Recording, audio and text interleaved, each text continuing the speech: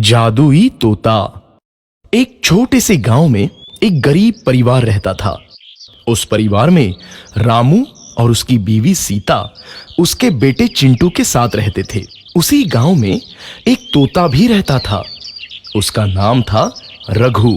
वो किस्मत का धनी था। जहां भी जाता वहां किसी भी चीज की कमी नहीं पड़ती थी। एक दिन रघु उड़ते उड़ते उस गरीब परिवार के घर गया। रघु सोचता है, अरे वाह, लगता है यहाँ आज बहुत अच्छा खाना मिलेगा। मैं पेट भर के खाऊंगा। वो एक कटोरी में रखे अमरूद देखता है। अरे वाह, अमरूद, मुझे तो ये बहुत पसंद है। मैं तो इसे पेट भर के खाऊंगा। रघु तोता अमरूद खाने ही लगता है। तभी सीता रघु को अमरूद खाते देखती है तो गुस्सा हो जाती है और उसे वहां से भगा देती है। भाग यहाँ से, न जाने कहां से आ जाते हैं। मैं तो परेशान हो गई हूं इनसे। सीता के भगाने के बाद रघु चुपचाप से एक कोने में रहता है। धीरे धीरे उस परिवार की बरकत होने लगती है। एक दिन रामू और सीता खाना खाते वक्त बातें करते हैं। आजकल हमारी बहुत तरक्की हो रही है, काम भी अच्छा चल रहा है। रामू कहता है।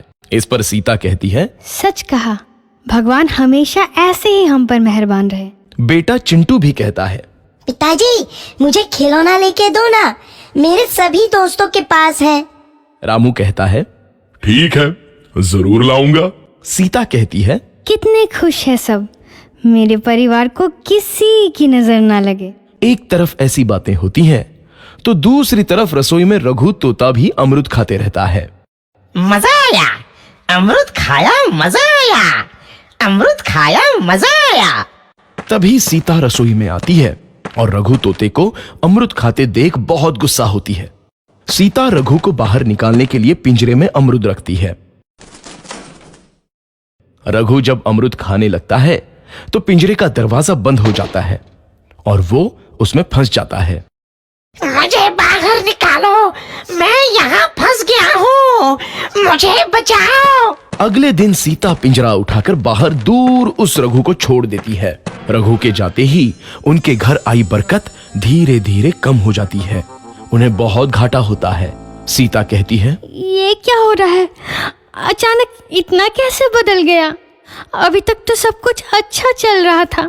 रामू कहता है, लगता है भगवान हम पर रूठ गए हैं। चिंटू भी कहता है, लगता है अब मुझे खिलौने भी नहीं मिलेंगे। और वो रोने लगता है और बाहर चला जाता है।